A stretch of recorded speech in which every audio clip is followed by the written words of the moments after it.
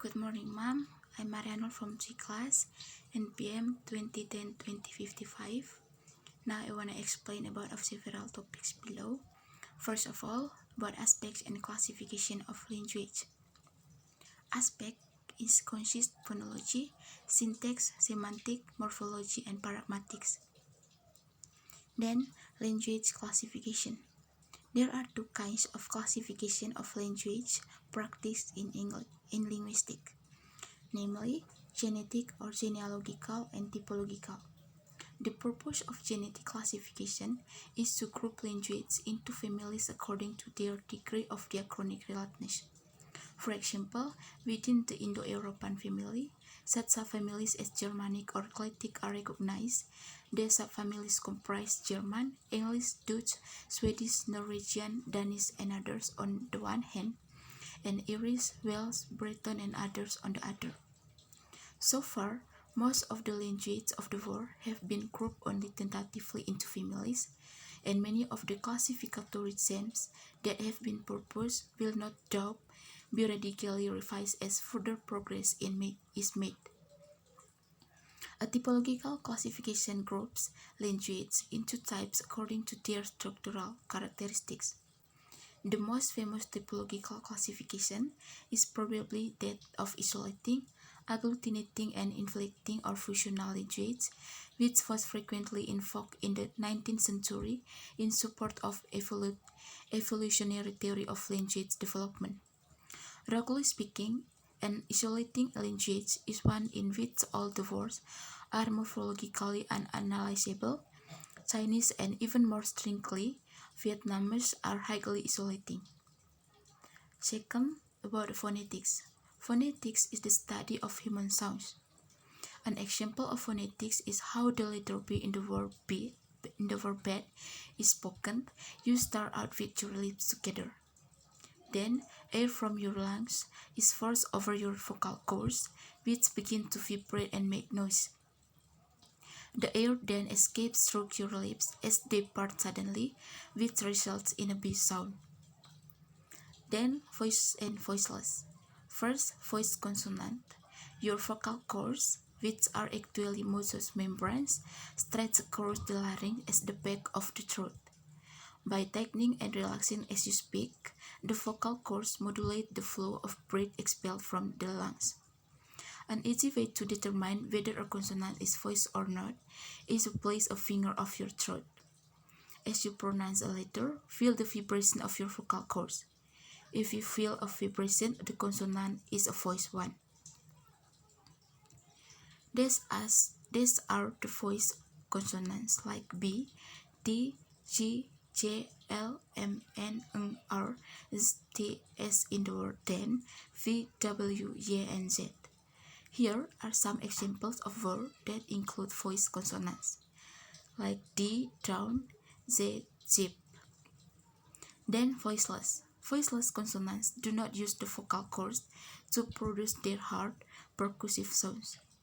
Instead, they are slack, allowing air to flow freely from the lungs to the mouth, where the tongue, teeth, and lips and aid to modulate the sound. These are the voiceless consonants: H, F, K, P, S, T, and T as the thing, as in thing. Common words using them include like P, park, T, tone. Then about phonology. Phonology is the branch of linguistics concerned with the study of speech sounds with reference to their distribution and patterning. For example, the difference in meaning between seed and teeth lies in the fact that the initial sound of the first word is S and the initial sounds of the second word is D. The forms of the two words are identical except for the initial consonants. What makes the two words different in meaning is the consonant S and T. Thus, these are called distinctive sounds or phonemes in English. Then about phoneme. A phoneme is the smallest unit of sounds in a word that makes a difference in its pronunciation as well as its meaning from another word. Example: a leaf, a monkey, T, turtle. Then minimal pairs. A pair of words is pin and pin or pet and pet, differing only by one sound in the same position in each word, especially when such a pair is taken as evidence for the existence of a phonemic contrast between two sounds. Then the difference between phonetics and phonology. What actually the difference between phonetics and phonology? Well, phonetics deals with the physical properties of the elements of the sound system and how the sound is physically produced.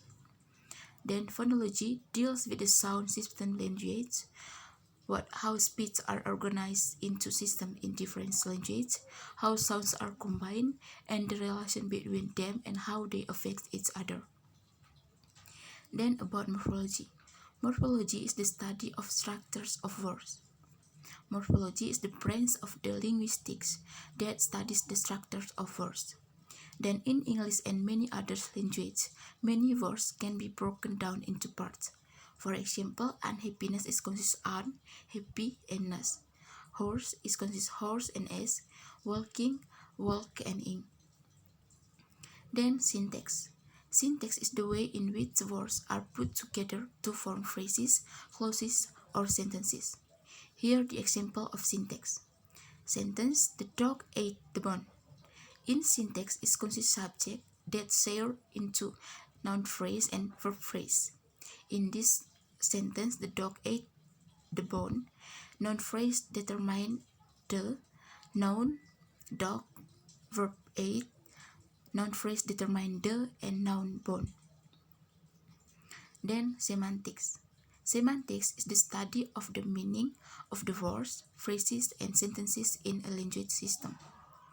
Examples of semantics is first, a toy block could be called a block, a cube, a toy. And second, a child could be called a child, kid, boy, girl, son, doctor. And that's all example of semantics. Then sociolinguistics. Sociolinguistics is the study of language in relation to social factors, including difference of regional, class, and occupational dialects, gender differences, and bilingualism. Then psycholinguistics. Psycholinguistics is the study of the relationships between linguistic behavior and psychological processes, including the process of linguistic acquisition. For example, the pattern of parenting will affect the development of the mindset of a 2-year-old child in terms of phonology, lexicon, and others. Okay, Mom, I think that's all about several topics below. Good morning and thank you.